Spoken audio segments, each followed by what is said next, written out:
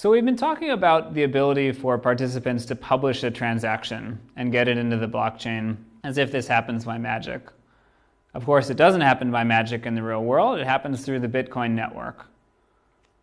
So what is a Bitcoin network? It's a peer-to-peer network, so it inherits a lot of ideas from peer-to-peer networks that have been proposed for all sorts of other purposes. It's a peer-to-peer network where all nodes are equal. There's no hierarchy, there's no centralized special nodes, no master nodes. Every node on Bitcoin is an equal peer. It runs over TCP, it has a random topology, so there's random nodes are paired with random other nodes. And new nodes can come at any time. So you can download the Bitcoin client today, you can spin your computer app as a node, and you'll be a participating Bitcoin node with equal rights and capabilities as every other node on the Bitcoin network.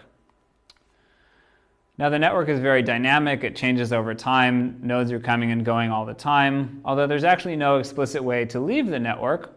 Instead, if you don't hear from a node for a while, 3 hours is the amount that's hard-coded into the common clients. People eventually start to forget you, so it gracefully handles nodes going offline. So what does that mean that you can simply join the Bitcoin peer-to-peer network at any time? Well, if this is a picture of the network at one moment in time, obviously scaled down quite a bit with just 7 nodes, but this is a picture of what it might look like, 7 nodes with all random connections to each other.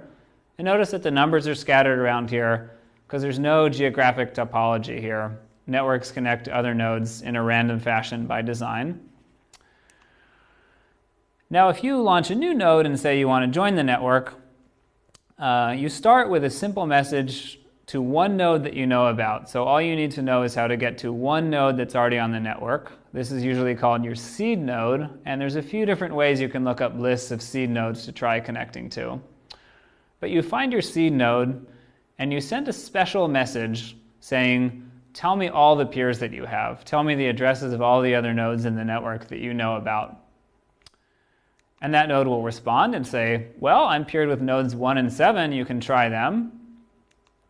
And then you might go talk to 1 and 7 and say, hey, tell me everybody on the network that you know about. And they'll send you the nodes that they know about, and you can iterate as many times as you want until you have a list of peers to make connections with.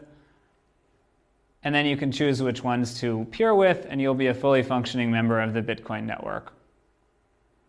And again, there's a few steps of randomness here, so depending on which seed node you used or which of the peers of the seed node you decided to go and talk to, you'll end up with a random set of nodes that you're connected to, but that's perfectly fine. So now that you're a member of the network, what is the network good for? Well, the network maintains the blockchain, so if you want to publish a transaction, you want to get the entire network to hear about it. And there's a simple flooding algorithm to make this happen. So let's say that node 4 here hears about a new transaction. So Alice wants to pay Bob some money. Alice creates a Bitcoin transaction and submits it to node 4. Or maybe her wallet software or her exchange does that on her behalf. But somehow this transaction gets to node 4. Now node 4 says, great, I've got a new transaction. Alice wants to pay Bob. Let's tell everybody about it. Sometimes this is called a gossip protocol because it's very simple. If you have news, you try to tell as many people as you can, and they try to tell as many people as they can, much like people gossiping in the real world. Great, so node 4 is going to talk to its neighbors, node 3 and node 2, and say, hey, check out this new transaction. Alice wants to pay Bob. And those nodes will add it to their own pool of pending transactions, so each node maintains a list of all the transactions they've heard about that haven't been put into the blockchain yet.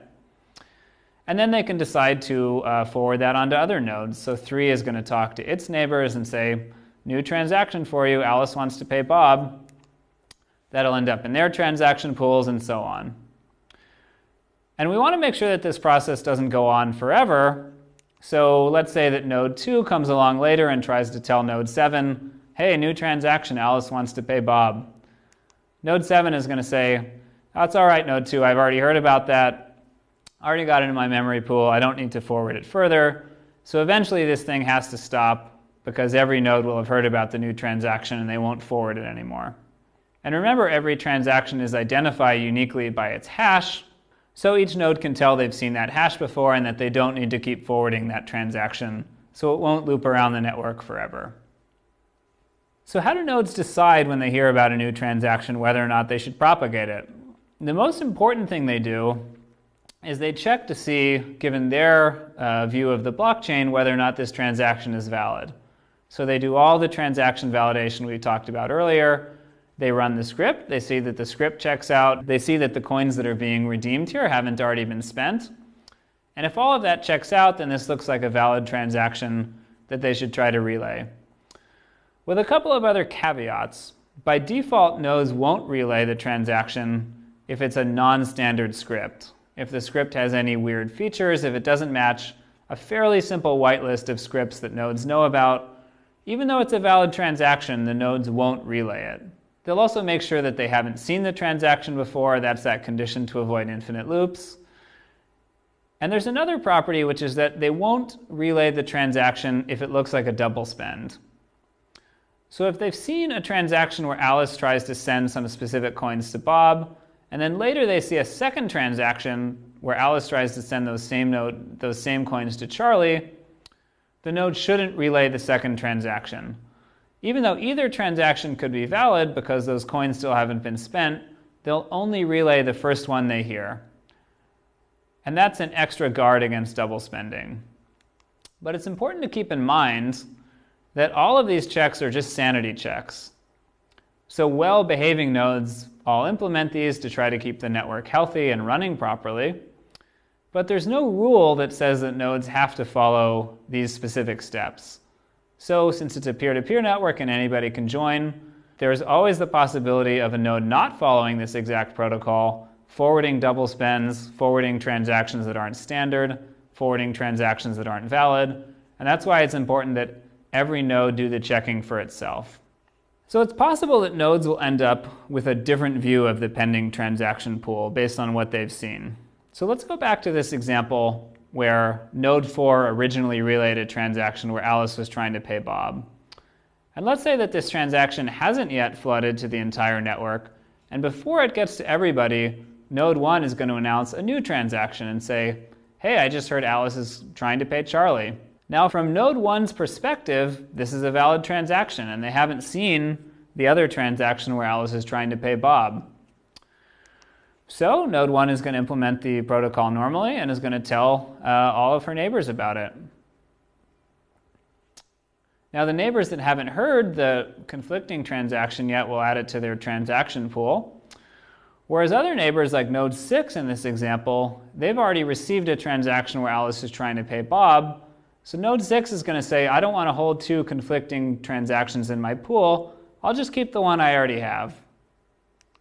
The network may end up in a divided state here, where different nodes have a different view of what the pending transaction pool is.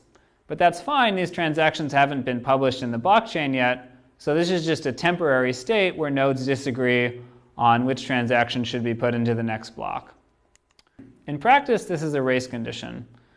If nodes have a different perspective on which transactions are pending or which blocks have been accepted, that's okay in a temporary state, and eventually they'll sort it out.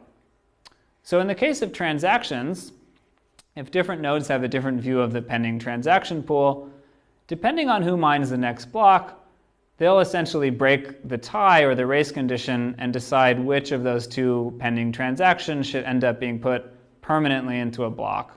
And once one of those two transactions has been put into a block, other nodes will see that the transaction that they're holding onto in their pool is now never going to make it into a block because it would be a double spend, and they'll just drop it. So if the transaction where Alice tried to pay Bob successfully makes it into a block first, the nodes who heard the transaction where Alice tried to pay Charlie will just say, that's not a valid transaction anymore, so I can forget it. So the default behavior is for nodes to just hang on to whatever they hear first, which means that network position matters. If two conflicting transactions or two conflicting blocks get announced at two different positions in the network, they'll both flood in opposite directions, and the nodes which end up with one transaction or the other will depend on which side of the network they started out closer to. Of course, this assumes that every miner implements this logic where they keep whatever they hear first, but there's no central authority enforcing this. So every node is free to do whatever logic they want. So if for some reason, if any node wants to, they can choose to implement any other logic they want for choosing which blocks or which transactions to forward. We'll talk about that more in our lecture on mining, why miners might want to implement some different logic other than the default. Now, I've been talking mostly about transactions here. The logic for announcing new blocks whenever miners find a new block is almost exactly the same as propagating a new transaction. So the same algorithm is used to announce new blocks around the network. It's the same flooding algorithm, the same gossip process. And in this case, instead of verifying that the transaction is valid by running a script, the nodes are going to verify that the new block is valid by computing the hash and making sure that it starts with a sufficient number of zeros to meet the difficulty target. Now, validating a block is also much more in-depth, because in addition to validating the header and seeing that the hash value is correct, nodes are asked to validate every transaction included in the block to make sure that the block contains only valid new transactions. And the other check, which is this really important critical part that makes Bitcoin consensus what it is that nodes shouldn't forward a block unless it builds on their perspective of the current longest chain. So they have a view of the blockchain, and they should only forward new blocks if they come at the very end of the chain, not at some earlier point. And this avoids forks building up. So just like with transactions, nodes can implement different logic if they want. They're free to relay blocks that aren't valid, or to relay blocks that build off of an earlier point in the blockchain. So some nodes may be trying to relay a block that doesn't extend the current longest chain, that actually builds a fork. And that's okay, the protocol is designed to withstand that. So how long does this flooding algorithm actually take? How much latency is imposed here? This is a graph showing the average time for new blocks to propagate to every node in the network. And the three lines show the 25th, the 50th, and the 75th percentile of how long it takes for a new block to reach every node in the network. And if you look at the 75th percentile there for some of the larger blocks, and this is heavily dependent on size because of bandwidth constraints that some nodes have, you'll see that the average propagation time is over 30 seconds. So this shows that this isn't a particularly efficient protocol. On the internet, 30 seconds is a pretty long time for people to hear about something. The reason it takes so long is because the protocol is not very efficient. It wasn't designed to be efficient, it was designed to be simple and to have no structure so that every node is equal and they can come and go at every time. And as a result, the topology may not be optimized for fast communication. A block may need to go through many nodes before it reaches some of the most distant nodes in the network. Whereas if you design the network top-down for efficiency, you would design it to make sure that the path between any two nodes was very short. For Bitcoin, it's more important to have a decentralized structure where all nodes are equal, even if that means that the propagation time can be over 30 seconds in some cases. So how big is a Bitcoin network? Well, there's no official statistics anywhere because, again, there's no central authority overseeing it. It's simply whatever the nodes participating, they are the Bitcoin network. So it's impossible to measure exactly, and it's changing all the time. But a number of researchers have looked into this and tried to come up with estimates. On the high end, some researchers have said that over 1 million IP addresses in a given month will at some point be running the Bitcoin protocol and acting at least temporarily as a Bitcoin node. But if you look at full nodes that are actually permanently connected and are fully validating every transaction they hear and running the full protocol, it's only about 5 or 10,000, which may be a surprisingly low number. And in fact, that number may be dropping. There's no evidence that the number of fully validating nodes is going up, and there's some concern that the number of fully validating nodes is actually going down. So to be a fully validating node, you want to stay permanently connected so that you hear about all data. The longer you're offline, the more catch-up you're going to have to do to hear about all the transactions you missed. And you're going to have to store the entire blockchain. You'll also need a pretty active network connection so that you can hear every new transaction and forward it to your peers. So you can see the growth over time here. And currently it takes about 20 gigabytes to store the entire blockchain, which isn't too bad. If you have a few years old PC with an active network connection, you have what it takes to be a fully validating node. Although you basically need to dedicate that machine to doing that and not much else. Fully validating nodes maintain the entire set of unspent transaction outputs. So every coin that's available to be spent, and remember, those are just unspent output transactions, ideally you'd like to store this in RAM, so that when you hear a new proposed transaction on the network, you can quickly check the transaction that it's attempting to claim, run the script, and see if the signature is valid. So currently there are about 12 million unspent transactions, and that's out of 44 million transactions that have ever been proposed. So fortunately, that's still small enough to fit in less than a gigabyte of RAM in an efficient data structure, so that if you're running a fully validating node, every time you hear about a new transaction, you can quickly check, run the redemption script, and see that this is a valid transaction that you should put in your pending transaction pool. So in contrast to being a fully validating node, there are lightweight nodes, also called thin clients or simple payment verification clients. This is actually the vast majority of nodes on the Bitcoin network. And the difference here is that these nodes aren't attempting to store the entire blockchain. They only store the pieces that they need to verify some specific transactions that they care about. So for example, if you run a wallet, your wallet might want to be a simple payment verification node. And if somebody sends money to you, you'll act as a node. You'll download the bits of the blockchain that you need to verify that the person sending you the money actually owned it and that the transaction sending it to you actually gets included in the blockchain, but you won't care about the thousands of other transactions going on that don't affect you. Now, an SPV client like this won't have the full security level of being a fully validating node.